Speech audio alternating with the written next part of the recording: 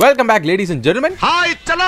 யூசுவலாவே ஒரு கேள்வி இருக்கும் மார்வல் ஃபேன்ஸ் மத்தியில. இந்த படத்தை பார்க்கிறதுக்கு முன்னாடி என்னென்ன படங்கள்லாம் பார்த்துட்டு வரணும் அப்படின்ற மாதிரி ஒரு கேள்வி இருக்கும். அதே மாதிரி இந்த ஃபேண்டாஸ்டிக் ஃபோர் ஃபர்ஸ்ட் ஸ்டெப்ஸ் பார்க்கிறதுக்கு முன்னாடி என்னெல்லாம் தெரிஞ்சிருக்கணும் அப்படின்ற ஒரு கேள்வியோட இருந்தீங்கன்னா the answer is எதையுமே பார்க்க தேவையில்ல, எதையுமே தெரிஞ்சிருக்க தேவையில்ல. பிகாஸ் இது ஒரு டிஃபரண்டான யூனிவர்ஸ்ல அமைஞ்சிருக்கக்கூடிய ஒரு படம் அப்படின்றதுனால ஒரு பிரியர் நாலேஜ் இருக்க வேண்டிய அவசியமே கிடையாது. அப்புறம் எதுக்குற இந்த வீடியோன்னு கேட்டீங்கன்னா பேசிக்கலி 1961ல இருந்து 2025 நடுவுல ஒரு 60 வருஷத்துக்கு மேல இருக்கு. இந்த 60 வருஷத்துல ஃபேண்டாஸ்டிக் ஃபோர் ரிலேட்டடா நடந்த நிறைய விஷயங்களை பத்தி பேச போறோம். அவங்களோட ஆரிஜின், ஐகானிக்கான moments, animated cartoon series, cancel ஆன ஒரு மூவி, 1990ஸ்ல நடந்த ஒரு சில பிரச்சனைகள், அதுக்கப்புறம் வந்த மூவிஸ் அப்படின்னு சொல்லிட்டு எல்லாத்தையுமே பார்த்துட்டு வந்துட்டு கடைசியில 2025ஓட ஃபேண்டாஸ்டிக் ஃபோர் ஃபர்ஸ்ட் ஸ்டெப்ஸ்ல வந்து முடிக்க போறோம். லிட்டரலி 60 வருஷம் ஆஃப் ஃபேண்டாஸ்டிக் ஃபோரை கொஞ்சம் ஷார்ட்டா பார்க்க போறோம். இந்த படத்தை பார்க்கிறதுக்கு ஒரு பெர்ஃபெக்ட்டான வைபை செட் பண்ணும் அப்படின்ற மாதிரி நான் நம்புறேன். பயங்கர டெடிகேட்டடா ரொம்ப டைம் எடுத்து இந்த வீடியோ பண்ணிருக்கேன். ரொம்ப நாள் ஆச்சு இந்த மாதிரி ஒரு வீடியோ பண்ணி. கண்டிப்பா இன்ஃபர்மேட்டிவா இருக்கும் அண்ட் உங்களுக்கு பிடிக்கும்னு நினைக்கிறேன். சோ இதுக்கு மேல டைம் ஸ்பெண்ட் பண்ணாம ஸ்ட்ரைட்டா வீடியோக்குள்ள போயிடலாம். பட் அதுக்கு முன்னாடி இந்த வீடியோக்கு லைக் போட்டுருங்க அண்ட் சப்ஸ்கிரைப் பண்ணாம பார்த்துக்கிட்டீங்கன்னா மறக்காம சப்ஸ்கிரைப் பண்ணுங்க. 1961 அந்த வருஷம் தான் மார்வலோட தலையெழுத்தே மாறுச்சு. ஜாக் கர்பி அண்ட் ஸ்டான்லி இவங்க ரெண்டு பேருமே சேர்ந்து ஃபேண்டாஸ்டிக் ஃபோர் அப்படின்ற ஒரு காமிக்ஸை இறக்கி விடுறாங்க. அது மார்வலோட தலையெழுத்தே மாத்துச்சு. எப்படி மாத்துச்சு, நான் ஏன் அப்படி சொல்றேன்றதெல்லாம் பாக்குறதுக்கு முன்னாடி இவங்களோட ஆரிஜினை ஃபர்ஸ்ட் பாத்துடலாம். ஃபேண்டாஸ்டிக் ஃபோர் அப்படின்ற பேருக்கு ஏத்த மாதிரியே 4 பேர், Reed Richards, Sue Storm, Johnny Storm and Ben Grimm. 4 scientist, astronomers, researchers எப்படி வேணா எடுத்துக்கோங்க. இவங்க 4 பேருமே ஒரு ஸ்பேஸ் மிஷனுக்காக விண்வெளிக்கு போகிறதுக்காக ரெடி ஆகுறாங்க. அந்த ஸ்பேஸ் மிஷன் என்ன அப்படின்னா காஸ்மிக் ரேஸஸ் ஸ்டடி பண்ணணும் அப்படின்றது அந்த ஸ்பேஸ் மிஷனா இருக்கு. அந்த ஸ்பேஸ் மிஷனுக்காக ரீட் ரிச்சர்ட்ஸோட ஹெல்ப் மூலமா, அதாவது ரீட் ரிச்சர்ட்ஸ் தான் ஸ்மார்ட்டஸ்ட் மேன் அலைவ், அவரோட இன்டெலிஜென்ஸை பேஸ் பண்ணி ஒரு ஸ்பேஸ் ஷிப்பை ரெடி பண்றாங்க. பட் பிரச்சனை என்னன்னா அந்த 1960s காலகட்டத்தில் வந்து உண்மையான உலகத்திலேயே யாரு ஃபர்ஸ்ட் நிலாக்கு போறா, யார் இந்த ஸ்பேஸ் மிஷன்ல ஃபர்ஸ்ட் பண்றா அப்படின்ற மாதிரி ஒரு ரேஸ் வந்து கண்ட்ரீஸ்குள்ளே இருந்திருக்கும். அப்படி அந்த ஒரு கான்செப்டை இந்த காமிக்ஸ்குள்ளே இன்ஃபியூஸ் பண்ணிருப்பாங்க. இவங்களோட ஸ்பேஸ் ஷிப் ஃபுல்லா ரெடி ஆகி இருந்திருக்காது. அங்க அவங்க எந்த மாதிரி ஒரு பிரச்சனையை வந்து சந்திக்க போறாங்க அப்படின்றது உங்களுக்கு தெரிஞ்சிருக்காது. அந்த காஸ்மிக் ரேஸை ரீட் ரிச்சர்ட்ஸ் ரெடி பண்ணிருக்க இந்த ஸ்பேஸ் ஷிப் தாக்கு பிடிக்குமா அப்படின்றது அவங்களுக்கு இன்னும் கிளியரா தெரியல. ஒரு டவுட்ல தான் இருக்காங்க. பிகாஸ் அந்த காஸ்மிக் ரேஸோட வீரியம் எந்த அளவுக்கு இருக்கும் அப்படின்றது உங்களால இன்னும் கரெக்டா கணிக்க முடியல. பட் இருந்தாலுமே அர்ஜென்சி, அதான் நான் சொன்னல யாரு ஃபர்ஸ்ட் பண்றா அப்படின்ற ஒரு அர்ஜென்சில வேற வழி இல்லாம இவங்க 4 பேருமே அந்த ஸ்பேஸ் மிஷனுக்கு போறாங்க. சோ இந்த மாதிரி ஒரு மிஷனுக்காக ஸ்பேஸ்க்கு போயிட்டதுக்கு அப்புறம் எதிர்பார்த்த மாதிரியே அந்த காஸ்மிக் ரேஸுக்கு இவங்க உருவாக்கி இருக்க இந்த ஸ்பேஸ் கிராஃப்ட் வந்து தாக்கு பிடிக்காம அந்த எல்லா காஸ்மிக் ரேடியேஷனும் இவங்க 4 பேரை அஃபெக்ட் பண்ணுது. இவங்க யாரையும் கொல்லாம இவங்களோட டிஎன்ஏவை ஆல்டர் பண்ணுது. சோ இவங்களோட உயிருக்கு எந்த ஒரு சேதமும் ஆகாம அந்த டேமேஜான ஒரு ஸ்பேஸ் கிராஃப்ட்ல எப்படியோ வந்து எர்த்ல வந்து கிராஷ் ஆயிடுறாங்க. யாருக்கும் எந்த உயிர் சேதமும் இல்ல. பட் இங்க மேட்டர் என்னன்னா 4 பேருக்குமே 4 டிஃபரெண்டான எபிலிட்டிஸ் வந்து கிடைக்குது. ரீட் ரிச்சர்ட்ஸ்க்கு ஸ்ட்ரெச்சி பவர், அவரோட உடம்பு வந்து ஃபுல்லா எந்த அளவுக்கு வேணா ஸ்ட்ரெச் பண்ண முடியும், பயங்கர ஃபிளெக்சிபிளா இருக்கும். ஒரு சின்ன ஓட்ட கிடைச்சாலும் அது வெளியே எஸ்கேப் ஆகி அவரால் போயிட முடியும், அந்த அளவுக்கு ஃபிளெக்சிபிலிட்டி இருக்கும். சியூ ஸ்டார்முக்கு இன்விசிபிலிட்டி பவரும் ஃபோர்ஸ் ஃபீல்டை கிரியேட் பண்ற ஒரு பவரும் கிடைக்கும். லைக் ஈஸியாவே அவங்களால ஒரு ஷீல்ட் வந்து கிரியேட் பண்ண முடியும். ஜானி ஸ்டார்முக்கு flame power, out of nowhere அவரால் வந்து நெருப்பை கிரியேட் பண்ண முடியும் அண்ட் அதை வச்சு பறக்கவும் முடியும். அந்த 4 பேர்ல இவர் ஒருத்தருக்கு மட்டும் தான் இந்த பறக்கிற எபிலிட்டியும் கிடைச்சிருக்கும் அந்த ஃப்ளேம் மூலமா. அண்ட் பென் கிரிமுக்கு ராக் சாலிட் மாதிரி ஒரு பவர் கிடைச்சிருக்கும். பார்க்கிறதுக்கு மட்டும் கல்லு மாதிரி இல்லாம பயங்கரமா ஒரு மான்ஸ்டர் மாதிரி இல்லாம பயங்கர சூப்பர் ஹியூமன் ஸ்ட்ரென்த் வந்து கிடைச்சிருக்கும். ஒரு ஹல்க் மாதிரி சூப்பர் ஹியூமன் ஸ்ட்ரென்த் வந்து கிடைச்சிருக்கும். பட் இங்க மேட்டர் என்னன்னா இவங்க இந்த ஸ்பேஸ் மிஷனுக்கு இந்த ஸ்பேஸ் கிராஃப்ட் எடுத்துட்டு போறதுக்கு முன்னாடியே பென் கிரிம் இவங்கள வார்ன் பண்ணிருப்பாரு. நமக்கு இன்னும் அந்த ரேடியேஷன் பத்தி கிளியரா தெரியல அப்படின்ற மாதிரி சொல்லியிருப்பாரு. பட் ஆரம்பத்தில் சொன்ன மாதிரி யாரு ஃபர்ஸ்ட் போறா அப்படின்ற ரேஸ்னால இந்த மாதிரி ஒரு தப்பு நடந்து போயிடுச்சு. அண்ட் இந்த ஒரு காரணத்தினாலேயே ரீட் ரிச்சர்ட்ஸ்க்கு ஒரு பெரிய கில்ட் வந்து இருந்துகிட்டே இருக்கும். ஏன்னா இவங்க 3 பேருக்கு, Reed Richards, Sue Storm, Johnny Storm, இவங்க 3 பேருக்குமே பார்க்கிறதுக்கு நல்லா ஹியூமன்ஸ் மாதிரி தான் இருக்காங்க. பட் எபிலிட்டிஸ் இருக்கு. பட் பென் கிரிமுக்கு மட்டும் தான் பார்க்கிறதுக்கே ஒரு மாதிரி அவர் வந்து ஒரு மான்ஸ்டர் மாதிரி யாருமே அவர் கிட்ட கூட போக முடியாத மாதிரி மாறி இருப்பாரு. இந்த மாதிரி பென் கிரிம் வார்ன் பண்ணி போய் அவனுக்கு மட்டும் இப்படி ஆயிடுச்சு அப்படின்ற மாதிரி ஒரு கில்ட் வந்து ரீட் ரிச்சர்ட்ஸ்க்கு எப்பவுமே இருந்துகிட்டே இருக்கும். அண்ட் அப்படியே நாள் போன போக்குல இவங்களோட பவர்ஸ் எல்லாத்தையுமே இவங்க வந்து நல்ல விஷயங்களுக்காக யூஸ் பண்றாங்க, மக்களை காப்பாற்றுறதுக்கு யூஸ் பண்றாங்க. 4 பேருக்குமே அவங்களே பேர் வச்சுக்கிறாங்க. மக்கள் எல்லாம் பேர் வைக்கல, அவங்களாவே பேர் வச்சுக்கிறாங்க. Read Richards is also known as Mr. Fantastic. Sue Storm is also known as Invisible Girl. First வந்து Invisible Girl ஆ தான் இன்ட்ரோ듀ஸ் ஆனாங்க. Johnny Storm as Human Torch, Ben Grimm as the Thing. So இந்த மாதிரி உங்களுக்கு பவர்லாம் கிடைச்சு உங்களோட first comic இஷ்யூல இவங்க fight பண்ண ஒரு வில்லன் தான் Mole Man and Giganto. Mole Man யாருன்னா அவன் வந்து இந்த சமுதாயத்தால ஒரு மாதிரி ஒதுக்கப்பட்டவன். அவனோட லுக் அண்ட் அப்பியரன்ஸ்க்காக அவனை வந்து எல்லாருமே வந்து ஒதுக்கி வச்சிருப்பாங்க. அந்த ஒரு காரணத்தினாலே அவன் வந்து அண்டர் கிரவுண்ட்ல போய் வாழ ஆரம்பிச்சிருவான். அண்டர் கிரவுண்ட்ல போயிட்டு அண்டர் கிரவுண்ட் கிரியேச்சர்ஸ் வந்து கண்ட்ரோல் எடுத்து மோல் மேனா வாழ ஆரம்பிச்சிருவான். அவனை தான் ஃபைட் பண்ற மாதிரி இந்த ஃபேண்டாஸ்டிக் ஃபோரோட ஃபர்ஸ்ட் இஷ்யூல காமிச்சிருப்பாங்க. செகண்ட் இஷ்யூல ஸ்க்ரல்ஸை ஃபைட் பண்ணிருப்பாங்க. அப்பதான் ஃபர்ஸ்ட் டைம் ஸ்க்ரல்ஸே இன்ட்ரோ듀ஸ் ஆயிருப்பாங்க. இந்த ஃபேண்டாஸ்டிக் ஃபோர் காமிக் வழியா தான் ஸ்க்ரல்ஸே இன்ட்ரோ듀ஸ் ஆயிருப்பாங்க. 4 ஸ்க்ரல்ஸ் வந்து பூமிக்குள்ள வந்துட்டு 4 பேருமே இந்த டிஃபரெண்ட் ஃபேண்டாஸ்டிக் ஃபோர் மெம்பர்ஸ் மாதிரி உருமாறி ஏகப்பட்ட பிரச்சனைகளை பண்ணி எல்லாம் பழியும் இந்த ஃபேண்டாஸ்டிக் ஒரிஜினல் ஃபேண்டாஸ்டிக் ஃபோர் மேல போட்டுருவாங்க. எப்படி ஒரிஜினல் ஃபேண்டாஸ்டிக் ஃபோர் அது நாங்க இல்ல அப்படின்றத ப்ரூவ் பண்றாங்க அப்படின்ற மாதிரி அந்த செகண்ட் காமிக் இஷ்யூ இருந்திருக்கும். அண்ட் அப்படியே நிறைய ஸ்டோரிஸ் இருக்கும், நிறைய வில்லன்ஸ் வந்து அவங்க ஃபைட் பண்ணிருப்பாங்க. இதுதான் basically Fantastic Four. So basically basically Fantastic ஃபோர்னா யாருன்னா மார்வல்ஸ் ஃபர்ஸ்ட் ஃபேமிலி. ஏன் ஃபர்ஸ்ட் ஃபேமிலின்னு சொல்றாங்கன்னா first team of superheroes இவங்க தான். நீங்க வந்து இவங்க அவெஞ்சர்ஸ் கூடயோ இல்ல எக்ஸ்மென் கூட கம்பேர் பண்ணாலும் இவங்க தான் ஒரு ஃபேமிலியா ஃபீல் ஆவாங்க. Because read Richards and see you storm ரெண்டு பேருமே கப்பிள். ஜானி ஸ்டார்ம் வந்து சியூ ஸ்டார்மோட பிரதர் அண்ட் பென் கிரிம் வந்து ரீட் ரிச்சர்ட்ஸோட பயங்கர க்ளோஸ் ஃப்ரெண்ட் அப்படின்றதுனால எப்பவுமே ஒன்னா தான் வாழ்வாங்க. சோ இவங்க வாழ்ற இடமும் இவங்க அந்த ரிசர்ச் எல்லாம் பண்ற இடம் பேரு தான் பாக்ஸ்டர் பில்டிங் அப்படின்ற மாதிரி சொல்லுவாங்க. ட்ரெய்லர்ல பாத்திருப்பீங்களே அதுதான் பாக்ஸ்டர் பில்டிங். அண்ட் இவங்க டிராவல் பண்றதுக்கு இவங்க ஒரு பறக்கும் காரை வந்து யூஸ் பண்ணுவாங்க. ரீட் ரிச்சர்ட்ஸ் வந்து ஒரு கார் வந்து பறக்கிற மாதிரி ரெடி பண்ணி வச்சிருப்பாரு. அதுக்கு பேரு தான் ஃபேண்டாஸ்டிக் கார். அதையும் நீங்க ட்ரெய்லர்ல பாத்திருப்பீங்க. அண்ட் டீம் டைனமிக்ஸ் பத்தி சொல்லணும்னா Reed Richards intelligent and always டிப்ரெஸ்ட்னு சொல்லலாம். பிகாஸ் அவ்வளவு நாலேஜ் இருக்க ஒரு காரணத்தினால எப்பவுமே ஓவர் திங்க் பண்ணி ஒரு மாதிரி ட்ராமாட்டிக்கா இருக்க மாதிரி ஒரு கேரக்டர் தான். பயங்கர ஜாலியா இருக்க மாதிரி கேரக்டர்லாம் உங்களால ரீட் ரிச்சர்ட்ஸை பார்க்க முடியாது. Johnny Storm youngest member of the family. அதனால எப்பவுமே ஒரு மாதிரி துருதுருனே இருப்பான். எப்ப பாரு பென் கிரிம் கூட சண்டை வந்துகிட்டே இருக்கும். அந்த பென் கிரிம்க்கும் ஜானி ஸ்டார்ம்க்கும் நடுவுல இருக்க அந்த டைனமிக் வந்து பங்கமா இருக்கும். பயங்கர ஃபன்னா இருக்கும் அவங்க ரெண்டு பேருக்கு நடுவுல இருக்க அந்த ஜோக்ஸ் எல்லாமே. அண்ட் இவங்க எல்லாருமே ஒன்னு சேர்க்கிறது தான் சியூ ஸ்டார்ம். இதுதான் இந்த டீம் டைனமிக்ஸ். இதுதான் ஃபேண்டாஸ்டிக் ஃபோர்.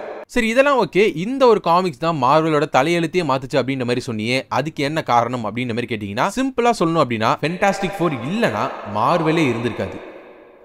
மார்வல்னு கிடையாது, Marvel comics, Marvel studios, MCU இப்ப பார்த்துட்டு இருக்க எதுவுமே இருந்திருக்காது இந்த ஒரு ஃபேண்டாஸ்டிக் ஃபோர் காமிக்ஸ் வரலனா. ஏன் அப்படி சொல்றேன்னா, இந்த ஒரு ஃபேண்டாஸ்டிக் ஃபோர் காமிக்ஸ் மூலமா இன்ட்ரோடியூஸ் ஆன கேரக்டர்ஸ் அப்படின்ற மாதிரி மட்டுமே ஒரு லிஸ்ட் எடுத்தீங்கன்னா அதுவே பயங்கர ஐகானிக்கான கேரக்டர்ஸ் நிறைய பேர் இருப்பாங்க. பயங்கர ஐகானிக்கான வில்லன்ஸ் நிறைய பேர் இருப்பாங்க. சும்மா உதாரணத்துக்கு சொல்லணும்னா Doctor Doom, Uatu the Watcher, super Skrull, ராமட்டட் variant of Kang, Inhumans, Black போர்ட்லாம் பார்த்திருக்கீங்களா?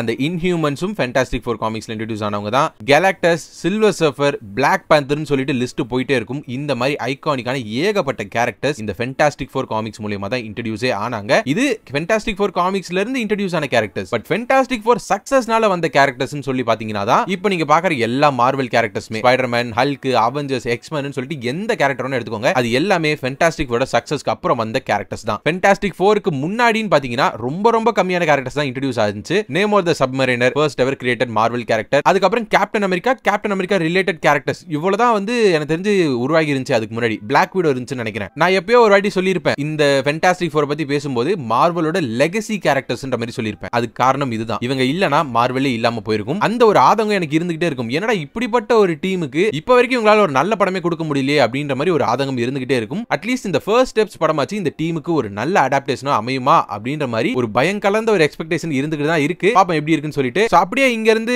ஒரு சில ஐகானிக்கான மொமெண்ட்ஸ்க்குலாம் நம்ம போனோம்னா 1965ல ரீட் ரிச்சர்ட்ஸ்க்கும் சியூ ஸ்டார்முக்கும் கல்யாணம் ஆயிருக்கும். 1968ல பிராங்க்லின் ரிச்சர்ட்ஸ் பிறந்திருப்பான். ஃபேண்டாஸ்டிக் ஃபோர் ஆனுவல் நம்பர் 6ல தான் பிராங்க்லின் ரிச்சர்ட்ஸ் வந்து பிறந்திருப்பான். இந்த ஆனுவல் அப்படின்றது வந்து வருஷத்துக்கு ஒரு காமிக்ஸ் வந்து ரிலீஸ் பண்ணுவாங்க. நார்மலா ரிலீஸ் பண்ற காமிக்ஸ் வந்து கிட்டத்தட்ட 30 பேஜ் கிட்ட இருக்கும்னு வெச்சுக்கோங்களேன், ஒரு அப்ராக்ஸா சொல்றேன். பட் இந்த ஆனுவல்னு வர காமிக்ஸ் வந்து பயங்கரமா இன்னும் அதிகமான பேஜஸ் வச்சு இருக்கும். பெரிய காமிக்ஸா வரும். வருஷத்துக்கு அந்த மாதிரி ஒரு காமிக்ஸ் தான் வரும். அந்த மாதிரி ஆனுவல் நம்பர் 6ல தான் பிராங்க்லின் ரிச்சர்ட்ஸ் வந்து பிறந்திருப்பான். பட் அவன் பிறக்கிறதுக்கே பயங்கரமான ஒரு போராட்டம் வந்து இருந்திருக்கும். அதாவது மதரையும் சைல்டையும் காப்பாற்றணும் அப்படின்னா நெகட்டிவ் ஜோன்ல இருந்து ஒரு காஸ்மிக் ராட் வந்து அவங்களுக்கு தேவைப்படும். அது இருந்தாதான் இவங்க ரெண்டு பேரையுமே காப்பாற்ற முடியும் அப்படின்ற மாதிரி ஒரு கிரிட்டிக்கலான ஒரு கண்டிஷன்ல வந்து Franklin Richard and see you storm வந்து இருப்பாங்க. அந்த நெகட்டிவ் ஜோன்ல தான் இவங்க போயிட்டு அனைலஸை மீட் பண்ணுவாங்க. அனைலஸும் ஒரு ஃபேண்டாஸ்டிக் ஃபோர் காமிக்ஸ்ல இன்ட்ரோடியூஸ் ஆன ஒரு வில்லன் தான். அனைலஸும் ஒரு பெரிய வில்லன். ப்ராபபிலி சீக்ரெட் வார்ஸ்க்கு அப்புறம் அவனை நம்ம வந்து பாப்போம்னு தோணுது. எப்படியோ பெரிய போராட்டம்லாம் முடிஞ்சு ரெண்டு பேரையும் காப்பாத்திடுவாங்க. குழந்தை வந்து பிறந்துரும். பட் குழந்தைக்கு பிராங்க்லின் ரிச்சர்ட்ஸ் அப்படின்ற பேரை வந்து எப்ப கொடுப்பாங்கன்னா 1970ல இஷ்யூ நம்பர் 94ல தான் பிராங்க்லின் ரிச்சர்ட்ஸ் அப்படின்ற ஒரு பேரை கொடுப்பாங்க.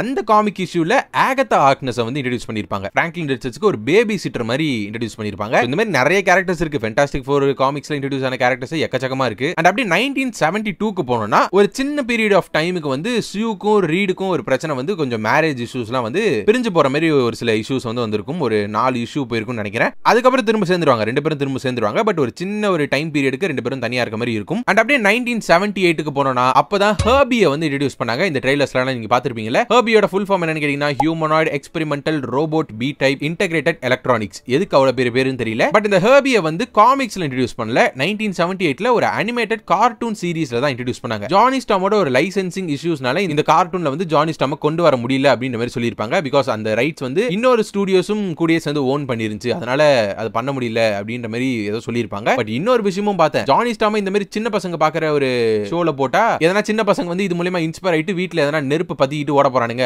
அப்படின்ற மாதிரி ஒரு காரணமும் சொன்ன மாதிரி இருக்கு. பட் எது உண்மைன்றது தெரியல. ப்ராபபிலி லைசென்சிங் இஷ்யூஸ்னால அந்த கார்ட்டூன்ல வந்து ஜானி ஸ்டார்ம் இல்ல. ஜானி ஸ்டார்ம் இல்லாம இது எப்பறம் ஃபேண்டாஸ்டிக் 4 மாறும், ஃபேண்டாஸ்டிக் 3 தானே இருக்கும் அப்படின்னு சொல்லிட்டு என்ன பண்ணாங்கன்னா அந்த ஒரு ஜானி ஸ்டார்முக்கு ரீப்ளேஸ்மெண்டா தான் இவங்க வந்து ஹெர்பியை கொண்டு வந்தாங்க. ஹெர்பி இஸ் பேசிக்கலி ஒரு ரீட் ரிச்சர்ட்ஸ்க்கு ஒரு பர்சனல் அசிஸ்டன்ட் மாதிரி வச்சுக்கோங்களேன். அங்க அதுக்கு ஒரு நல்ல வரவேற்பு வரவும் 1979ல ஹெர்பியை வந்து ஒரு காமிக்ஸ்ல இன்ட்ரோடியூஸ் பண்ணி விட்டுறாங்க. காமிக்ஸ்ல வந்து பேசிக்கலி ஹெர்பியை வந்து எப்படி சொல்லிருப்பாங்கன்னா கெலக்டஸ்க்காகவே உருவாக்கப்பட்ட ஒரு ரோபோட். ரீட் ரிச்சர்ட்ஸ் வந்து கெலக்டஸை ட்ராக் பண்றதுக்கு அந்த மாதிரி கிரியேட் பண்ணப்பட்ட ஒரு robot. At the same time Reed ரிச்சர்ட்ஸ்க்கு தேவைப்படுற ஒரு சில பர்சனலான ஹெல்ப்பும் அது வந்து பண்ணும். லைக் பிராங்க்லின் ரிச்சர்ட்ஸை பாத்துக்கிறது, பேபி சிட் பண்றது, அந்த மாதிரி ஒரு விஷயங்களும் பண்ணும். பேசிக்கலி ஒரு ரீட் ரிச்சர்ட்ஸ்க்கு ஒரு பர்சனல் அசிஸ்டன்ட் தான் இந்த ஹெர்பி. எனக்கு ரொம்ப பிடிச்சிருக்கு இந்த ஹெர்பியோட கேரக்டர். அவன் இந்த ஹெர்பிக்கு மட்டும் எதனா ஆச்சு படத்துல. And having said that, அப்படியே 1985க்கு போனோம்னா அப்பதான் ஒரு மாற்றம் ஒன்று ஏற்பட்டுச்சு. சியூ ஸ்டார்ம் வந்து இதுக்கு முன்னாடி வரைக்கும் எப்படி இருந்தாங்கன்னா ஒரு பகடக்காய் மாதிரி தான் யூஸ் பண்ணிருப்பாங்க. அட்லீஸ்ட் நான் படிச்ச வரைக்கும் நான் அப்படிதான் பார்த்திருக்கேன். எப்பெல்லாம் பார்க்கறனோ சியூ ஸ்டார்ம் எவனா ஒருத்தன் கடத்தி வச்சுக்கிட்டு இவங்க போய் காப்பாத்துறாங்க. லைக் எப்படி ஒரு ஹாஸ்டேஜ் மாதிரி தான் மோஸ்ட்லி சியூ ஸ்டார்ம் ட்ரீட் பண்ண மாதிரி தெரிஞ்சிருக்கும். நான் எல்லா இஷ்யூஸ் எல்லாம் படிக்கல. இது லிட்டரலா 600 இஷ்யூ மேல இருக்கு. நான் ஸ்டார்டிங்ல ஒரு ஹேண்ட்ஃபுல் ஆஃப் காமிக்ஸ் படிச்சிருக்கேன். அதுல பார்க்கும்போது தான் அந்த மாதிரி தான் யூஸ் பண்ணிருப்பாங்க சியூவை. சோ இந்த 1985ல தான் ஜான் பர்ன் அப்படின்ற இந்த ரைட்டர் வந்து என்ன பண்ணிருப்பாருன்னா சியூக்கு இன்னும் கொஞ்சம் மீனிங் கொடுத்திருப்பாரு. ஒரு சின்ன ஒரு லீடர்ஷிப்பையும் கொடுத்து கொஞ்சம் பவர்ஃபுல்லாவும் காட்டுற மாதிரி கொண்டு போயிட்டு அதுக்கப்புறம் தான் சியூ ஸ்டார்மை வந்து இன்விசிபிள் உமன் அப்படின்ற மாதிரி இன்ட்ரோடியூஸ் பண்ணிருப்பாங்க. முன்னாடி இன்விசிபிள் கேர்ள் இருந்திருக்கும், இப்பதான் இன்விசிபிள் உமன் அப்படின்ற ஒரு பேர் கிடைச்சிருக்கும். இந்த ஜான் பர்ன் யார் அப்படின்ற மாதிரி யாருக்குன்னா ஒரு டவுட் இருந்துச்சுன்னா டெட்பூல் அண்ட் வூல்வரைன்ல ஒரு ரெஃபரன்ஸ் வச்சிருப்பாங்க. அந்த ஒரு பிரவுன் அண்ட் எல்லோ வூல்வரைன் சூட் இருந்திருக்கும்ல, அதை கிரியேட் பண்ணவர் தான் இந்த ஜான் பர்ன். அது ஒரு ரெஃபரன்ஸ் அங்க வச்சிருப்பாங்க. அண்ட் அப்படியே 1994க்கு ஒரு ஜம்ப் போட்டோம்னா ஃபர்ஸ்ட் டைம் ஒரு லைவ் ஆக்ஷன் ஃபேண்டாஸ்டிக் 4 மூவி வந்து உருவாகுது, ப்ரொடியூஸ் ஆகுது. ராஜர் கார்மன் அப்படின்ற ஒருத்தர் தான் இந்த படத்தை வந்து டைரக்ட் பண்றாரு. $1 மில்லியன் இந்த படத்தை வந்து எடுக்கிறாங்க அந்த டைம்ல. பட் காமெடி என்னன்னா கடைசி வரைக்கும் இந்த படம் வந்து ரிலீஸே ஆகல. ஏன்டா ரிலீஸ் ஆகல, என்ன பிரச்சனை அப்படின்ற மாதிரி பார்க்கும்போது தான் அந்த படத்துக்கான இந்த மூவி ரைட்ஸ் வந்து ரீடைன் பண்ணிக்கணும், ப்ரொடியூஸ் பண்ணாதான் இந்த ரைட்ஸ் வந்து நம்ம கிட்டே இருக்கும் அப்படின்ற ஒரு காரணத்தினால தான் இந்த படத்தையே அவங்க ப்ரொடியூஸ் பண்ணாங்க. இது ஆக்சுவலி எடுக்கும் போதே யாருக்கும் காட்ட போறது இல்ல அப்படின்ற ஒரு டிசிஷன் எடுத்து தான் இந்த படத்தையே எடுத்தாங்க அப்படின்ற மாதிரி ஒரு விஷயம் இருக்கு. ஒரு சில சோர்சஸ் இதை வந்து கன்ஃபார்ம் பண்ணுது. ஆமா உண்மைதான், ஃபேண்டாஸ்டிக் ஃபோரோட ஃபிலிம் ரைட்ஸ் வந்து ரீடைன் பண்றதுக்காக தான் இந்த படம் ஆக்சுவலி எடுக்கப்பட்டுச்சு அப்படின்ற மாதிரி ஒரு சில சோர்சஸ் சொல்லுது. பட் யா கடைசி வரைக்கும் அந்த படம் ரிலீஸே ஆகல. சோ அப்படியே 1996க்கு போனோம்னா மார்வெலே போட்டு ஆட்டுன ஒரு வருஷம் தான் சொல்லி ஆகணும். அத மார்வெல் பேங்க்ரப்ட் ஆச்சு. அதாவது $700 மில்லியன் கடன்ல வந்து மார்வெல் நின்னுச்சு. இதுக்கான காரணம் நிறைய சொல்றாங்க. Miscalculation, like overproduction, மிஸ் மேனேஜ்மென்ட்ன்ற மாதிரி நிறைய சொல்றாங்க. பட் இத பத்தி டீடைலா சொல்லணும்னா அதுவே ஒரு பெரிய வீடியோ போகும். பிகாஸ் அந்த ஒரு 1990 டைம்ல பயங்கரமான ஒரு பிரச்சனை வந்து நடந்துச்சு. இந்த காமிக் புக் மார்க்கெட்டே பயங்கரமா வந்து கிராஷ் ஆச்சு. சோ அத பத்தி இப்ப பேசினா அதுவே பெருசா போயிடும். So just no Marvel bankrupt ஆச்சு. பயங்கரமான ஒரு கடனுக்குள்ள போனாங்க அவங்க. $700 மில்லியன் டெப்ட் இருந்துச்சு, கடன் அவ்வளவு இருந்துச்சு. அந்த ஒரு காரணத்தினால வேற வழியே இல்லாம அவங்களோட எல்லா கேரக்டரோட பிலிம் ரைட்ஸ் வந்து வித்துறலாம் அப்படின்ற மாதிரி ஒரு முடிவுக்கு வந்தாங்க. பட் அங்கே ஒரு ட்விஸ்ட் என்ன ஆயிடுச்சு அப்படின்னா மார்வலால எல்லா கேரக்டர்ஸையும் விற்க முடியல. பெரிய பெரிய கேரக்டர்ஸ் லைக் ஃபேமஸ் கேரக்டர்ஸோட பிலிம் ரைட்ஸ் மட்டும் தான் விற்க முடிஞ்சு. உதாரணத்துக்கு சோனி வந்து ஸ்பைடர்மேன் வாங்கிட்டு போயிட்டான், ஃபாக்ஸ் வந்து எக்ஸ்மெனையும் ஃபேண்டாஸ்டிக் ஃபோரையும் வாங்கிட்டு போயிட்டான், யூனிவர்சல் வந்து ஹல்க வாங்கிட்டு போயிட்டான், பிளேடு, டேர்டெவில்னு சொல்லிட்டு ஃபேமஸான கேரக்டர்ஸ் எல்லாமே விட்டு போயிடுச்சு. அந்த டைம்ல அவெஞ்சர்ஸ் பெருசா யாருமே கண்டுக்கல. பட் ரெஸ்ட் இஸ் ஹிஸ்டரி, எல்லாருக்கும் தெரியும் என்ன நடந்துச்சு அதுக்கப்புறம் அப்படின்னு சொல்லிட்டு. சோ அப்படியே 2002ல தான் வெலீரியா ரிச்சர்ட்ஸும் பிறந்திருப்பாங்க. Valeria Richards Sue Storm and Reed ரிச்சர்ட்ஸோட ரெண்டாவது சைல்ட். அண்ட் ரெண்டாவது குழந்தையும் பிறக்கிறதுல ஒரு சில காம்ப்ளிகேஷன்ஸ் இருந்திருக்கும். அண்ட் அந்த நேரத்துல தான் டாக்டர் டூம் வந்து வெலீரியாவை சக்சஸ்ஃபுல்லா வெளியே கொண்டு வந்திருப்பாரு. And also with one condition, நான் ஹெல்ப் பண்றேன் பட் நான் தான் பேர் வைப்பேன் அப்படின்ற மாதிரி டாக்டர் டூம் வந்து ஹெல்ப் பண்ணிருப்பாரு. அண்ட் டாக்டர் டூம் தான் ரீட் ரிச்சர்ட்ஸோட செகண்ட் குழந்தைக்கு வெலீரியா அப்படின்ற ஒரு பேரையும் வச்சிருப்பாரு. வெலீரியா அப்படின்றது வேற யாரும் கிடையாது, டாக்டர் டூமோட முன்னாள் லவ் இன்ட்ரெஸ்ட் தான் வெலீரியா. சோ அந்த ஒரு ஞாபகார்த்தமா வச்சிருப்பாரு. அது மட்டும் இல்லாம டாக்டர் டூம்க்கு ரீட் ரிச்சர்ட்ஸ் மேல கோவம் மட்டும் இல்ல, ரீட் ரிச்சர்ட்ஸோட நெமிசிஸ் மட்டும் இல்ல, சியூ ஸ்டார்மையும் டாக்டர் டூமுக்கும் பிடிக்கும். அது ஒரு லவ் ட்ரையாங்கிள் மாதிரி இருக்கும். இது ஒரு love triangle. Namor, Reed Richards, Sue Storm அது ஒரு லவ் ட்ரையாங்கிள். எத்தனை பேரா அப்படின்ற மாதிரி தான் இருக்கும். ஆக்சுவலா sometimes Valeria is more smarter than Reed Richards அப்படின்ற மாதிரி சொல்லிருப்பாங்க. பட் இப்போதைக்கு ஸ்மார்ட்டஸ்ட் மேனால ரீட் ரிச்சர்ட்ஸ் அப்படின்ற மாதிரி வச்சுக்கோங்க. வெலீரியால வந்ததுக்கு அப்புறம் நம்ம பார்த்துப்போம். சோ இதெல்லாம் நடந்துட்டு இருக்கு. அப்படியே ஒன்னொன்னா போது. பிளேட் ரிலீஸ் ஆகுது, 2000ல வந்து எக்ஸ்மென் ரிலீஸ் ஆகுது, 2002ல ஸ்பைடர்மேன் ரிலீஸ் ஆகுது. அண்ட் இந்த மாதிரி ரிலீஸ் ஆன எல்லா காமிக் புக் மூவிஸ்க்கும் நல்ல வரவேற்பு கிடைக்குது இந்த காமிக் புக் ஃபேன்ஸ்ல இருந்து. அதை பார்த்துட்டு ஃபாக்ஸ் என்ன பண்றா அப்படின்னா எக்ஸ்மெனோட நிறுத்தாம 2005ல ஒரு ஃபேண்டாஸ்டிக் 4 படத்தை இறக்குறான். உன்னை இதெல்லாம் கேட்டாங்களாடா அப்படின்ற மாதிரி தான் இருக்கும் அந்த படம் பார்க்கும்போது. காஸ்டிங்ல பெருசா நல்ல எதுவும் குத்த சொல்ல முடியல. காஸ்டிங்ல அவங்க மேல எந்த தப்பும் இல்ல. அவங்க சொன்ன ஆரிஜின் எதுவுமே லைக் ஓரளவுக்கு காமிக்ஸ்ல சம்பந்தப்பட்ட மாதிரி இருக்கும். பட் அநியாயத்துக்கு டிஃபரன்ஷியேட் பண்ணி சொல்லணும் அப்படின்ற மாதிரி இருந்திருக்கும். டாக்டர் டூம் வந்து நீங்க அந்த படத்துல பாத்தீங்கன்னு வைங்களேன் வெறுத்துருவீங்க. ஐ மீன் இந்த மாதிரி காமிக்ஸே இருந்தது இல்லைன்னு சொல்ல வரல. நான் வந்து அல்டிமேட் யூனிவர்ஸ் இந்த 1610 யூனிவர்ஸோட ஸ்டோரியில கைண்ட் ஆஃப் சிமிலரா தான் இருந்திருக்கும். பட் தி க்வெஸ்ட் question is இது வரைக்கும் யாருமே இந்த 616 மெயின் வெர்ஷன் ஆஃப் டாக்டர் டூமோட ஸ்டோரியை இது வரைக்கும் யாருமே பண்ணதில்லை. லைவ் ஆக்ஷன்ல ஃபர்ஸ்ட் டைம் இந்த படம் வரப்போகுது அப்படின்றப்போ you have the chance to do that. ஒரு medieval style of Doctor Doom. Reed ரிச்சர்ட்ஸும் விக்டர் வான் டூமும் சின்ன வயசுல இருந்து இந்த காலேஜ்ல ஒண்ணா படிச்சவங்க. காலேஜ்ல விக்டர் வான் டூம் ஒரு எக்ஸ்பெரிமெண்ட் பண்ணி வெடிஞ்சு அவரோட மூஞ்சி வந்து போயிடுச்சு ஃபுல்லாவே. அதுக்கப்புறம் அவர் வந்து அந்த டாக்டர் டூமோட சூட்டை ரெடி பண்றாரு. மேஜிக் அண்ட் சயின்ஸ் இது ரெண்டுமே சேர்ந்தது தான் டாக்டர் டூம். லாட்வேரியாவோட ரூலர் தான் டாக்டர் டூம் அப்படின்றது சொல்றதுல உங்களுக்கு என்னடா பிரச்சனை அப்படின்ற மாதிரி தான் இருந்துச்சு அந்த படத்தை பார்க்கும்போது. எனக்குன்ட்டு கிடையாது. இந்த படத்தோட ரிவ்யூஸ் அண்ட் ரேட்டிங்ஸ் பாத்தீங்கன்னாலே தெரியும் அது எந்த அளவுக்கு நிறைய பேர் கோவப்படுது அப்படின்னு சொல்லிட்டு. டிஃபரன்ஷியேட் பண்ணி காட்டுறது அது பிரச்சனையே கிடையாது. பட் எடுத்தவொடனே எதுக்கு அங்க போகணும் அப்படின்றதான் பிரச்சனையே. எனக்கு வெறுப்பாயிடுச்சு அந்த டாக்டர் ரூமை பார்க்கும்போது. எனக்கு செம கடுப்பா இருந்துச்சு. ஆக்டர் மல்லாம் தப்பே சொல்ல முடியாது. ஜூலியன் மெக்மோகன் ஆக்டர் மல்லாம் தப்பே சொல்ல முடியாது. டிசிஷனை தான் நான் தப்புன்னு சொல்றேன். அன்பார்ச்சுனேட்லி அந்த ஆக்டர் வேற இப்போ ரீசெண்டா இறந்து போயிட்டாரு. Rest in peace. காஸ்டிங் எல்லாம் என்னால குறை சொல்ல முடியாது. லைக் இயன் கிரிஃபர்டா இருக்கட்டும், கிறிஸ் எவன்ஸோட ஜானி ஸ்டாமா இருக்கட்டும், அந்த கேரக்டர் எனக்கு ரொம்ப பிடிச்சிருச்சு. ஜானி ஸ்டாமும் சரி, மைக்கேல் சிக்லஸோட திங்கும் சரி, இந்த ரெண்டு கேரக்டர்ஸுமே அந்த படத்துல நல்லா தான் இருந்துச்சு. அவங்க ரெண்டு பேருக்கு நடுவில் இருக்க கெமிஸ்ட்ரி எல்லாம் நல்லா தான் இருந்துச்சு. பட் ஓவராலா கொஞ்சம் கடுப்பேத்துற மாதிரி படமா தான் எனக்கு இருந்துச்சு பர்சனலி. எனக்குன்னு கிடையாது, நிறைய பேர் கேட்டீங்கன்னா அப்படிதான் சொல்லுவாங்க. பட் தி திங் இஸ் அந்த டைம்ல நிறைய காமிக் புக் மூவிஸ் வந்து ஃபேன்ஸ் எல்லாருக்குமே நிறைய பிடிச்சு போன டைம் அது. எக்ஸ்மென், ஸ்பைடர்மேன்லாம் ரிலீஸ் ஆச்சு. அது கூடவே இதையும் ரிலீஸ் ஆகும். இந்த படத்துக்கு வந்து ஃபினான்ஷியலி இது ஒரு சக்சஸா அமைஞ்சிருச்சு. ரிவ்யூஸ் பெருசா வரலனாலும் இந்த படம் ஃபினான்ஷியலி ஒரு சக்சஸா அமைஞ்சிருச்சு. ஆக்சுவலி ஒரு கட்டத்துல ஹியூ ஜாக்மனோட கேமியோ, அதாவது ஒரு டெலிட்டட் சீன் வந்து இந்த படத்துக்கு இருந்திருக்கு. நான் கிடைச்சதுன்னா இங்க போட்டு விடுறேன், நீங்க பாருங்க.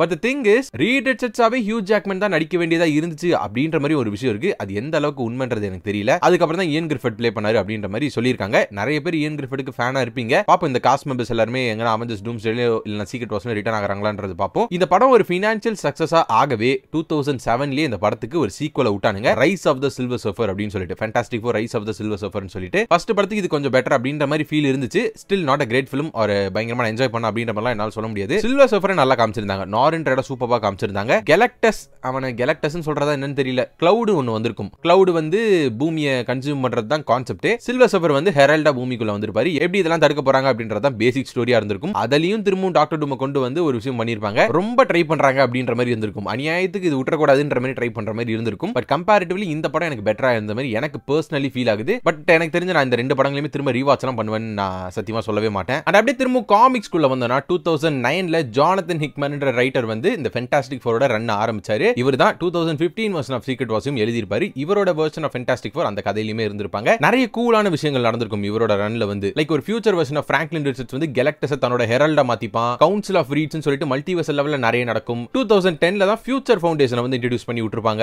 பேசிக்கலி ஃபியூச்சர் ஃபவுண்டேஷன் வந்து நிறைய young geniuses like Valeria Richards, Franklin ரிச்சர்ட்ஸ்னு சொல்லிட்டு நிறைய கிட்ஸ் தான் இருப்பாங்க. Also for multiversal research purposes, multiversal problems solve பண்றதுக்கு தான் ரீட் ரிச்சர்ட்ஸ் வந்து இந்த ஃபியூச்சர் ஃபவுண்டேஷனை கிரியேட் பண்ண மாதிரி காமிச்சிருப்பாங்க. அண்ட் இந்த ஜானதன் ஹிக்மனோட ஃபேண்டாஸ்டிக் ஃபோரை இன்ஸ்பயர் பண்ணி தான் இந்த ஃபேண்டாஸ்டிக் ஃபோர் ஃபர்ஸ்ட் ஸ்டெப்ஸ் படத்துல நிறைய விஷயங்களை பண்ணிருக்கோம் அப்படின்ற மாதிரி மேட் ஷாக்மன் இந்த படத்தோட டைரக்டருமே சொல்லியிருக்காரு. So maybe council of Reed மாதிரி எதனா பார்க்கலாமா அப்படின்றத வெயிட் பண்ணி பார்ப்போம். அண்ட் அப்படியே அடுத்து 2015க்கு போனோம்னா தான் ஒரு ரீபூட் பண்றேன் அப்படின்னு சொல்லிட்டு ஃபேண்டாஸ்டிக் ஃபோர் படத்தை திரும்பவும் 2015ல எடுத்து வச்சானுங்க. மனசாட்சி தொட்டு சொல்லுங்க, இது பார்க்க ஃபேண்டாஸ்டிக் ஃபோர் மாதிரியே இருக்கு? இது பார்க்க திங்க் மாதிரியே இல்ல, ஏதோ ஃப்ரைட் சிக்கன் மாதிரி இருக்கு. எதுக்கு மைக்கேல் பி ஜார்டனை வந்து ஹியூமன் டார்ச்சா போட்டாங்கன்னு தெரியல. Miles Teller it is okay, இது ஒரு young version of Fantastic Four அப்படின்றதால ஓகே. இன்விசிபிள் ஓனோ ஓகே தான், பிகாஸ் ஒரு யங் வெர்ஷன் அப்படின்றதால I can accept it. But திங்கும் ஹியூமன் டார்ச்சா என்னடா இப்படி இருக்காங்க அப்படின்ற மாதிரி இருந்திருக்கும். திரும்பவும் டாக்டர் டூம் உள்ள கொண்டு வந்து ஏதோ டெலிபோர்டேஷன் எக்ஸ்பெரிமெண்ட்லாம் வச்சு என்னமோ பண்ணிருப்பானுங்க. எனக்கு அந்த படத்தை பத்தி பேச விருப்பம் இல்ல. எனக்கு இந்த ஒரு வாட்டி மட்டும் என்ன மன்னிச்சு விட்டுருங்க. அந்த படத்தை பத்தி எனக்கு இதுக்கு மேல பேச விருப்பம் இல்ல. பட் ஒரு விஷயம் உண்மை, மைல்ஸ் டெல்லருக்கு இன்னொரு சான்ஸ் கொடுக்கணும். எப்படி ஆண்ட்ரூ கார்ஃபீல்டுக்கு ஒரு ரிடம்ஷன் நடந்துச்சோ அந்த மாதிரி மைல்ஸ் டெல்லருக்கு ப்ராபபிலி சீக்ரெட் வார்ஸ்ல ஒரு ரிடம்ஷன் மாதிரி கொடுத்தா நல்லா இருக்கும்னு தோணுது. அவர் ஒரு ஈவில் வெர்ஷன் ஆஃப் ரீட் ரிச்சர்ட்ஸா மேக்கர் அப்படின்ற மாதிரி ஒரு ரீட் ரிச்சர்ட்ஸ் வந்து காமிக்ஸ்ல இருந்திருக்கும். சீக்ரெட் வார்ஸ்ல ரொம்ப முக்கியமான ஒரு கேரக்டர் மாதிரி இருந்திருக்கும். அந்த வெர்ஷன் ஆஃப் ரீட் ரிச்சர்ட்ஸா இவரை கொண்டு வந்தா நல்லா இருக்கும் அப்படின்ற மாதிரி எனக்கு மட்டும் இல்ல, போன வீடியோல கமெண்ட் செக்ஷன்ல ஒருத்தர் சொல்லியிருப்பாரு. I personally think he deserves it. பண்றாங்களா இல்லையா அப்படின்றத வெயிட் பண்ணி பார்ப்போம். பட் ஒரு விஷயம் சொல்லியே ஆகணும், இந்த படத்தை எத்தனை பேர் பார்த்திருப்பீங்க அப்படின்றது எனக்கு தெரியல. பட் இந்த படத்தை வச்சு பயங்கரமான ஒரு மீம் ஒன்று இருக்கு, பயங்கர ஃபேமஸான ஒரு மீம் இருக்கு. It's fantastic. Say that again. Fantastic four first steps இந்த ஒரு மீமை ரீக்ரியேட் பண்ணி அந்த படம் இதே மாதிரி முடிஞ்சு நல்லா இருந்துச்சுன்னு வைங்களேன், ஹோல்சமா இருக்கும் பாக்குறதுக்கே. சோ இந்த மாதிரி ஃபேண்டாஸ்டிக்கா ஒரு சில படங்கள் எடுக்க போற அப்படின்ற மாதிரி 20th செஞ்சுரி ஃபாக்ஸ் ஒரு சில சம்பவங்களை பண்ண டிஸ்னி போயிட்டு தம்பி நீ போதும் மொத்தத்தையும் என்கிட்ட கொடு அப்படின்ற மாதிரி மொத்த 20th செஞ்சுரி ஃபாக்ஸையும் $71.3 பில்லியன் டிஸ்னி வந்து ஃபாக்ஸை வாங்கிடுது. சோ அந்த ஒரு காரணத்தினால ஃபேண்டாஸ்டிக் ஃபோரும் சரி எக்ஸ்மெனும் சரி எல்லா கேரக்டர்ஸும் மார்வல் கிட்டே திரும்ப வந்துருது. ஆனா பிரச்சனை என்னன்னா 2024 வரைக்கும் அவங்களால ஒரு புது டீமை வச்சு ஒரு புது ஃபேண்டாஸ்டிக் ஃபோர் டீமை வச்சு ஒரு படமும் படமோ இல்ல ஒரு புது எக்ஸ்மென் டீமை வச்சு ஒரு படமோ எடுக்க முடியாது அப்படின்ற மாதிரி ஒரு சிக்கல்ல மாட்டிக்கிட்டாங்க. கேமியோவா கொண்டு வந்தாங்க 2022ல வந்து ஜான் கிரசின்ஸ்கி ஒரு புது ரீரிலீஸா கொண்டு வந்தாங்க. பட் படமா எங்கேயுமே நம்மளால பார்க்க முடியல. ஒரு புது ஃபேண்டாஸ்டிக் ஃபோர் ஒரு புது எக்ஸ்மென் எங்கேயுமே பார்க்க முடியல. ப்ரொஃபசர் எக்ஸை கொண்டு வந்திருப்பாங்க அந்த படத்திலேயே, பழைய ப்ரொஃபசர் எக்ஸை, பழைய ஜானி ஸ்டாமை கொண்டு வந்திருப்பாங்க டெட்பூல் அண்ட் வூல்வரீன்ல. சோ இந்த மாதிரி ஆல்ரெடி எக்ஸிஸ்டிங் கேரக்டர்ஸை வந்து கொண்டு வர முடியும். அவர் வேணும்னா ஒரு கேமியோ கூட ரெடி பண்ணிக்கோ, பட் புதுசா உன்னால ஒரு படம் எடுக்க முடியாது அப்படின்ற மாதிரி ஒரு சிக்கல்ல மாட்டிக்கிட்டாங்க. அந்த சிக்கல்லாம் முடிஞ்சு 2024ல முடிஞ்சதுக்கு அப்புறம் தான் ஃபைனலி இன்னும் ஒரு 4 to 5 டேஸ்ல fantastic four first steps release ஆக போகுது. Pedro Pascal as Reed Richards, Vanessa Kirby as Sue Storm, Joseph Quinn as Human Torch, Ebon Moss-Backrack as The Thing, Julia Garner as Silver Surfer, Ralph Ineson as Galactus வச்சு ஒரு புது fantastic four படம் finally வர போகுது. Hopefully it is good. Please finally ஒரு fantastic four படத்தை நல்லபடியா கொடுத்துருங்க அப்படின்றத நான் கேட்டுக்கிறேன். அப்படின்ற சொல்லிட்டு முடிச்சிருவேன் நினைப்பீங்க, ஆனா கிடையாது. இன்னொரு ஃபேண்டாஸ்டிக் ஃபோர் கீ பாயிண்ட்டும் இருக்கு. 2024ல வாட் இஃப் சீரிஸ்ல வந்து ஒரு ஃபேண்டாஸ்டிக் ஃபோரோட ரெஃபரன்ஸ் இருந்திருக்கும். வாட்சர் வந்து ஒரு ரீட் ரிச்சர்ட்ஸோட வாழ்க்கையில இன்டர்ஃபியர் பண்ணி காப்பாத்தன அப்படின்ற மாதிரி சொல்லியிருப்பாரு. ஒருவேளை இந்த ரீட் ரிச்சர்ட்ஸ் தான் அந்த ரீட் ரிச்சர்ட்ஸோ அப்படின்ற மாதிரி யோசிக்க தோணுது. வெயிட் பண்ணி பார்ப்போம். இன்னும் 4 நாள் தான். ஐ அம் சோ எக்ஸைட்டட். நீங்க எந்த அளவுக்கு எக்ஸைட்டடா இருக்கீங்க? இந்த வீடியோ உங்களுக்கு யூஸ்ஃபுல்லா இருந்துச்சா? இந்த வீடியோ உங்களுக்கு பிடிச்சிருந்துச்சா அப்படின்றத கமெண்ட் செக்ஷன் சொல்லுங்க. பிடிச்சிருந்துச்சுனா இந்த வீடியோக்கு லைக் போடுங்க and subscribe பண்ண பார்த்துட்டு இருக்கீங்கன்னா மறக்காம subscribe பண்ணுங்க. and உங்களுக்கு கூடிய சீக்கிரம் வேற ஒரு இன்ட்ரெஸ்டிங்கான வீடியோல வந்து சந்திக்கிறேன். until then stay safe, see you soon, bye.